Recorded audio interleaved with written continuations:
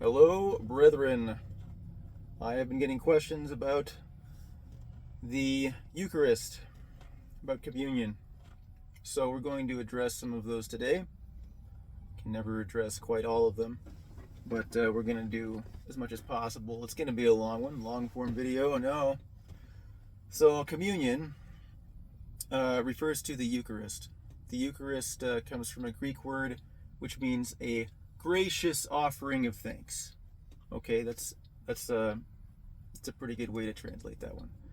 Now, we offer thanks to God for the sacrifice of Jesus on the cross, his body and his blood, which represent the blood and the wine. And if you don't know, the Last Supper is where this comes from. So, for maybe new Christians, the Last Supper being Jesus having the Passover meal with his disciples, his apostles, in the upper room. And what he did was he gave them the bread and said, "This is my body," and it's a freely given sacrifice. This is my blood of the new covenant for the cup of wine, and he has them drink from the cup and eat from the bread. Okay, that's very simple. It'll be enough. So these the bread and the wine, historically and in the Bible, are commonly referred to as the bread and the cup. Just leave it there. That's fine. So everything that I say in this video about Catholics refers to like 350 or 400 AD and onward, probably. Some of that stuff is hard to pin down or to find. But Catholicism is not the religion of the early church. The early church was Christian, and it did not call itself Catholic. I'll have to do a completely different video on this. They used the word Catholic in the ancient way. It means everyone, but we're not going to go into that this time. Yeah, not for this video. So the Catholic religion developed and continues to develop pretty much post-Nicaea, after the Nicene Creed, which we've gone over that a little bit before. We won't go into that today. Anyway, it's a religion. It's not Christianity, and that's that. So communion and Eucharist became the words for a Catholic tradition where they take a wafer and wine. It's given by a priest when you go to Mass. The idea is to confess to the priest and partake in communion for remission of sin. The way the Catholic Church does this is the communion is what the Eucharist is. Okay, we'll use them interchangeably, pretty much. So the Catholics had a monopoly on the Bible for 1,000 years, more than 1,000 years, by keeping it in Latin. And while Latin was a little bit more common in the early hundreds AD, it was not at all common throughout European history. This made it very difficult for anyone to read other than the clergy, for example. Okay, so even if you were lucky enough to have written work from the Bible, you wouldn't have the ability to read it. You could have it, but you couldn't read it, right? And you pretty much wouldn't even have it because of the way it was so expensive to produce books and very difficult. And who's going to copy it over for you, right? The church? Probably not. So that being said, the printing press ended that whole mess. Getting back to what Jesus instructed us to do. At the Last Supper, he tells us that the bread is his body, which is freely given for our sake. Okay, that's Luke 22:19. And you can read the various gospel accounts of the Last Supper in Matthew, Mark, and Luke. And in John, it's a little bit different, but he includes something really cool, which we'll look at in a bit, which is not a part of the Last Supper. But anyway, so he says that the cup is his blood of the new covenant, which is poured out for many for forgiveness of sins. All right, so that's Matthew 26:28 and Mark 14:24. he instructs the disciples to eat the bread and drink the wine, and to do this in remembrance of him. In fact, in 1 Corinthians 11, 24 and 25, it says, "Do this towards the one reason, my remembrance," when it's talking about Jesus in the Last Supper. So these verses give us one of the clearest pictures of the purpose of Jesus' command to do this. In verse 26 of 1 Corinthians chapter 11, it says, "Doing it is proclaiming publicly the death of the Lord until he comes again." It's like baptism, in a way, which is an outward reflection of an inward change, and we are showing the world his death, which brought our life in him. How it's performed is the real question that people have, and because we know this is a command, so what does the command mean? What do we do? We go to the Bible first for these things, of course, obviously, and again in 1 Corinthians chapter 10, 16 and 17, Paul says that we pray before partaking of the bread and the cup. It also says there is one bread and one spiritual body of believers. Okay, we're all one. We're meant to be one together. No denominations. So partaking in the bread and the cup is a representation of our partaking in the new covenant. Of the new covenant, okay? This is why Jesus came, to do this for us. This is the ultimate purpose, the culmination of his being here. The culmination. He did a lot for us, of course. More than we'll probably ever know. So this is done. The partaking is done. And it represents his body given for us and his blood spilled to write the new covenant. Okay. By his command, we do this. It's a command.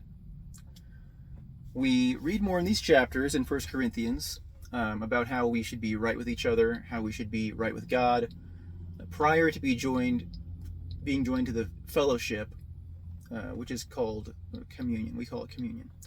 Now, Jesus was sinless when he gave his life, and we are told to be separate from our sin when remembering his sinlessness and sacrifice.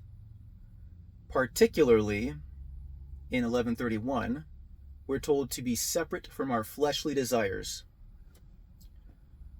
The previous verses, chapter 11, 29 and 30, say that we have to be separated from our bodies. Paul very often spoke directly. It's his writing style. He can also be a bit sarcastic.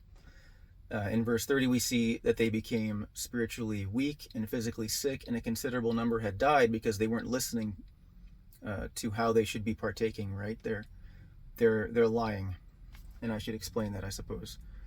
So when it said a considerable number had died, most likely it means spiritually, like obviously I would say, but also physically. If you live a certain way, like you're a glutton, you're an alcoholic, you die.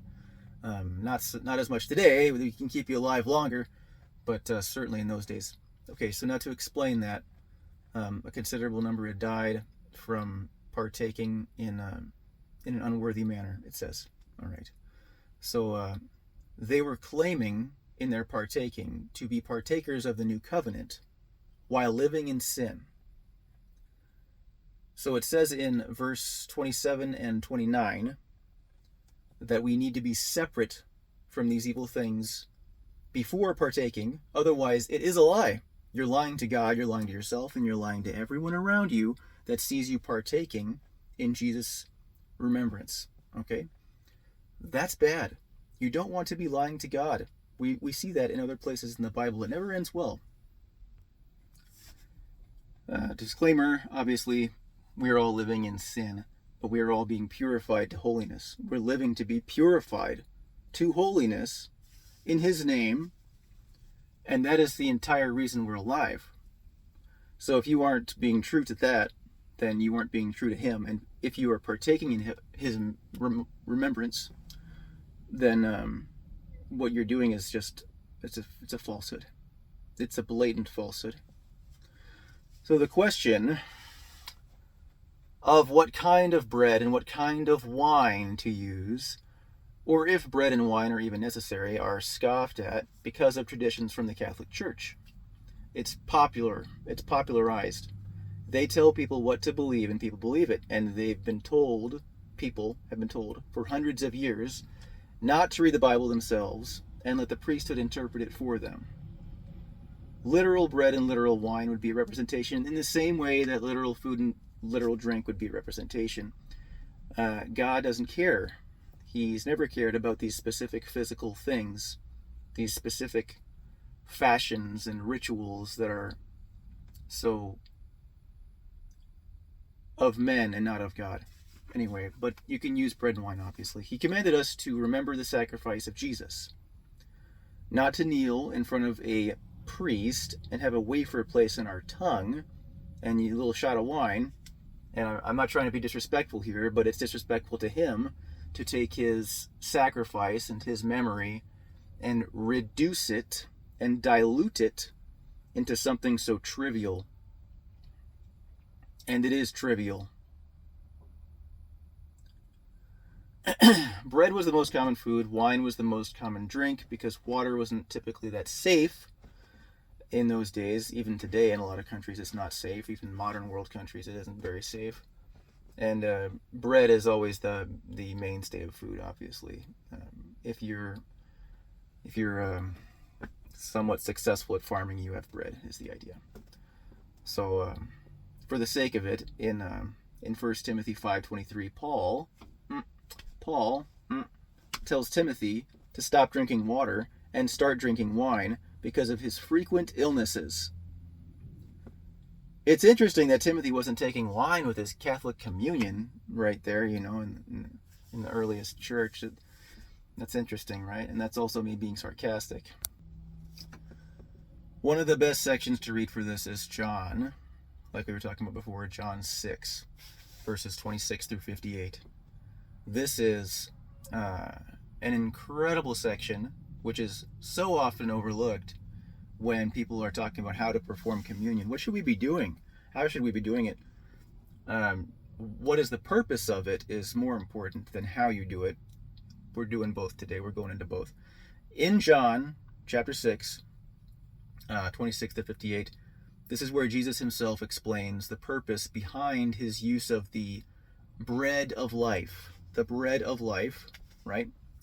So read the whole thing, especially John 6, 32 and 33, where Jesus says Moses, the Old Covenant, did not give them the bread out of heaven, but rather the Father gives us the true bread from heaven in Jesus Christ. Okay, so they were given manna from heaven, if you remember, in the Old Testament. Jesus is the true bread from heaven.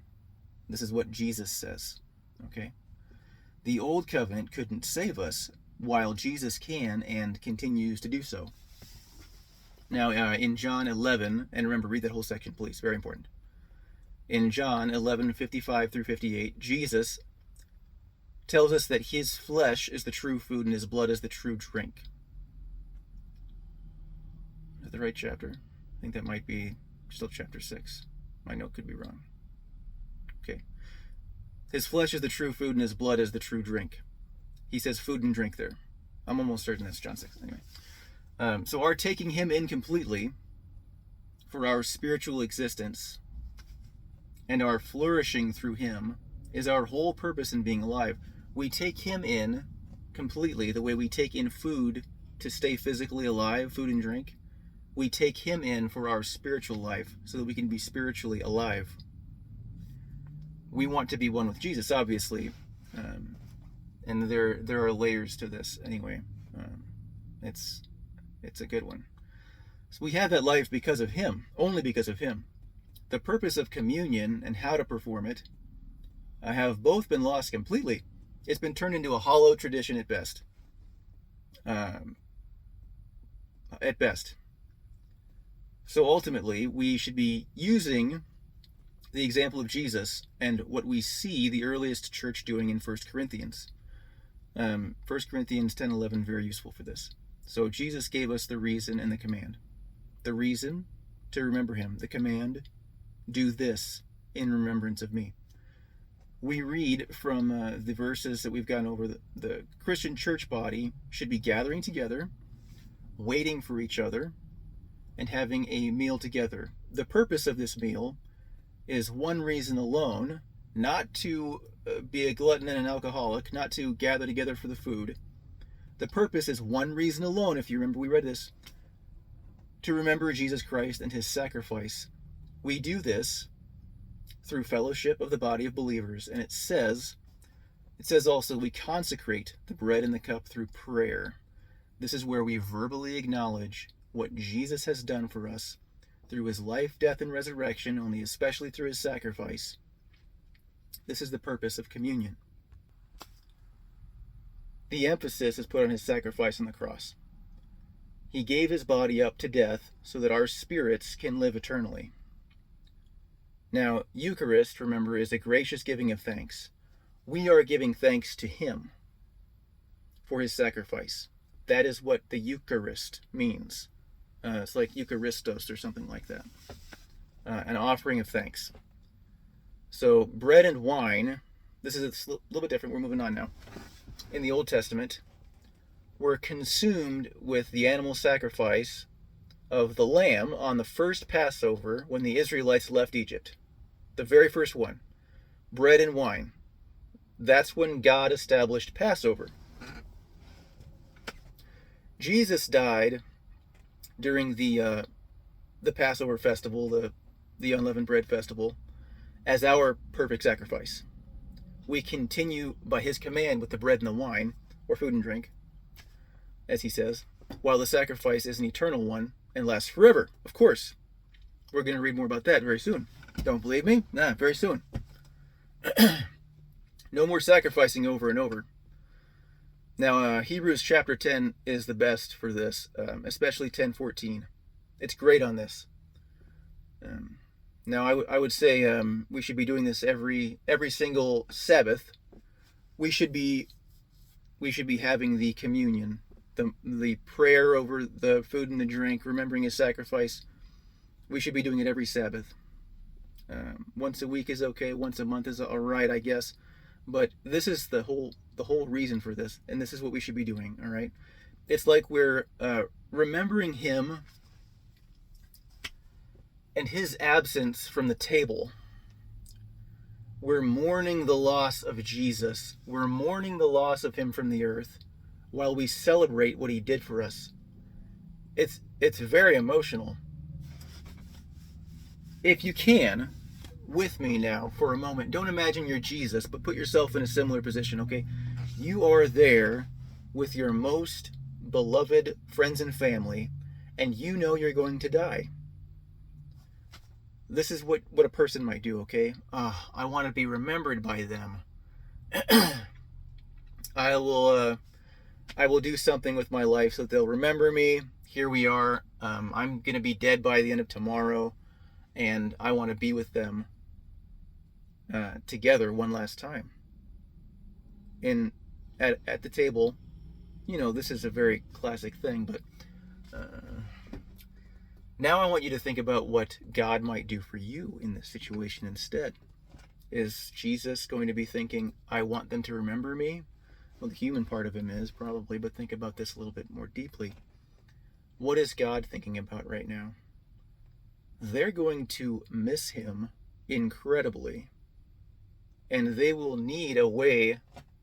Well, they won't, we need things as human beings, but they're going to be given this way to remember him. He's doing it for them. He's telling this to them for them as a way to remember him. They can still feel that connection. They can remember him through this. And we feel a connection to Jesus, of course, all the time. Of course. But he is selfless in his giving of this command. It isn't so that we can have one more useless ritual, one more religious rite. It's so that we can remember him. It's kind of deep. All right. I am going to do a part 2 on this one, probably to do with 2 chapters in Hebrews, but this one's long enough, and I think I've made my point. So we'll end it there for this time. Thank you.